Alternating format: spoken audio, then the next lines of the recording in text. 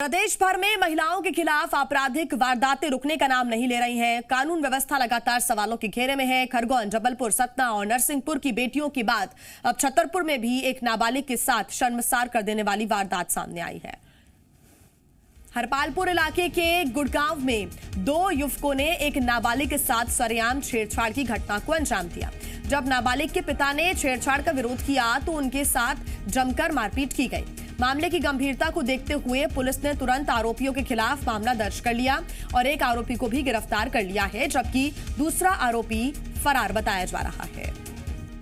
खेत पर ही थे, उसने आवाज लगाई, उसके माता पिता भी आ गए मौके पर और उन्होंने उक्त व्यक्ति से कहा कि ये घटना क्यों करी, इस तरह की हरकत क्यों करी। तो जब ऐसे विरोध किया, उनके द्वारा विरोध किया गया, तो जो संबंधित दूसरा व्यक्ति है, फूलचंद यादव करके एक व्यक्ति था, तो उसने पीड़िता के पिता के साथ डंडे से मारपीट करी और जान से मारने की धमकी देते हुए वहां से चले गए मौके से। और ज्यादा जानकारी के साथ जी मीडिया संवाददाता हरीश हमारे साथ जुड़ गए हैं। हरीश, बेहद ही शर्मसार कर देने वाली तस्वीर सामने आई है। ये एक एग्जाम्पल सेट करती कि किस तरह से बेखौफ होकर बदमाश घूम रहे हैं। पिता के साथ मारपीट होती है, नाबालिग के साथ दरिंदगी होती है। क्या कुछ अभी तक जानकारी मिली है? पुलिस क्या कार्रवाई कर रही है?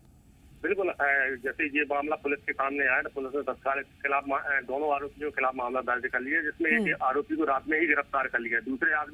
दूसरे आरोपी की तलाश पुलिस कर रही है। अभी तक पुलिस के हाथ में वो हत्या नहीं चढ़ा हुआ है। बता दें कि कल की घटना है, दोपहर की बात, जब तो नाबालिग लड़की अपने भाई के साथ खेत में खेल रही थी, तभी अचानक दो युवक आते हैं, उसके साथ छेड़छाड़ करते हैं और गलत गंदी नीयत से उसको पकड़ते हैं। पकड़ने के बाद जब वो चिल्लाती है, जब आप उसके माता पिता बचाने के लिए आते हैं, तो जो आरोपी है दोनों उसके डंडे से बाहर कर देते हैं और पिता के ऊपर डंडा से बाहर कर देते हैं और पिता ये नीचे गिर जाता है और ये भाग जाते हैं घटना स्थल से। तत्काल जाके इन लोगों ने पुलिस में थाने में शिकायत की। पुलिस ने तत्काल दोनों के खिलाफ गलत है उत्पीड़न के तहत और छेड़छाड़ के तहत मुकदमा कायम किया और आरोपी को रात में ही एक को गिरफ्तार किया, एक को अभी फरार बताया जा रहा है। बिल्कुल हरीश, बहुत धन्यवाद आपका तमाम जानकारी के लिए।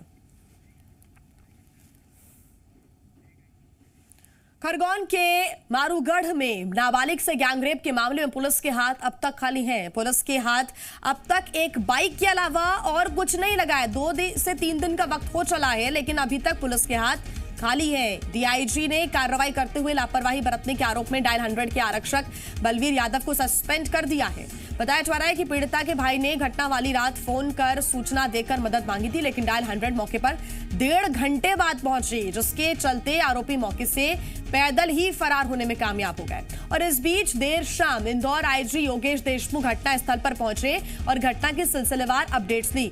आईजी पीड़ित परिवार के भी घर पहुंचे और पुलिस ने आरोपियों पर इनाम की राशि बढ़ाकर अब 30-30 हजार रुपए कर दी है। आरोपियों की गिरफ्तारी के लिए 3 टीमें लगाई गई हैं, लेकिन अब तक पुलिस को कोई कामयाबी नहीं मिली है।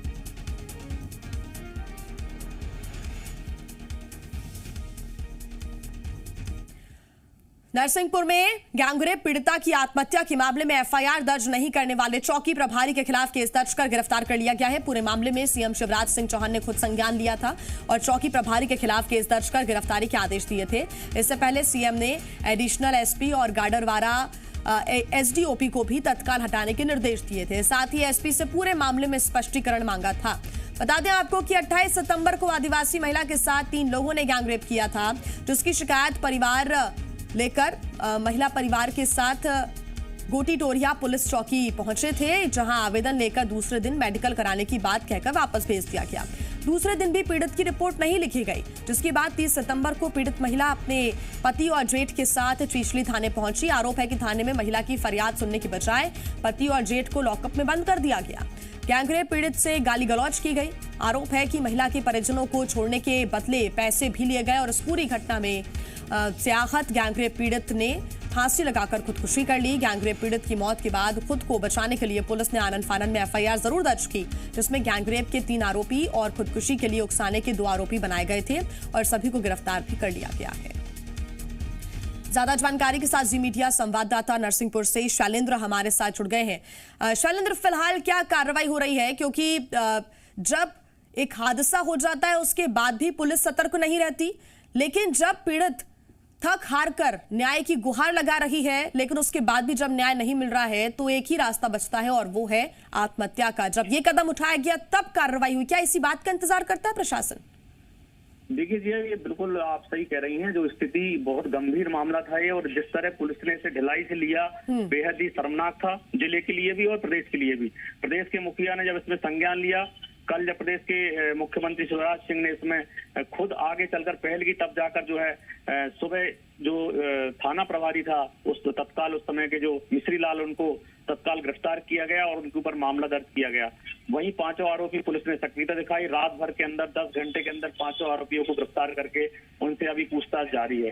जहां तक मैं बता दूं, मामला जो नरसिंहपुर के गाढ़ावाड़ा के पास चिचली थाना अंतर्गत रीछे गांव का है। यहाँ ये महिला साथ 3 दिन पहले गैंगरेप हुआ था। महिला चारा काटने गई थी, उसके साथ गैंगरेप हुआ। जब लौट के आके उसने अपने परिवार को बताया, घर पे बताया, और घर के लोग जब थाने गए तो लगातार परिजन बताते हैं कि हम 3 दिन चक्कर लगाते रहे।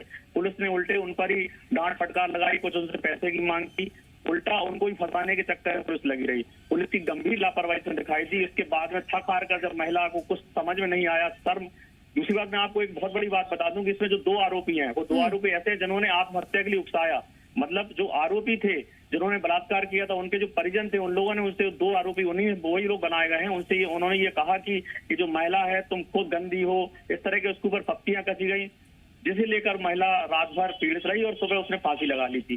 तो कुल मिला के कहीं ना कहीं पुलिस यदि सही समय पर मामला दर्ज कर लेती तो आज एक जो बच्चे अनाथ हो गए हैं उनकी मां जिंदा होती। बिल्कुल शैलेंद्र, बहुत धन्यवाद आपका तमाम जानकारी के लिए।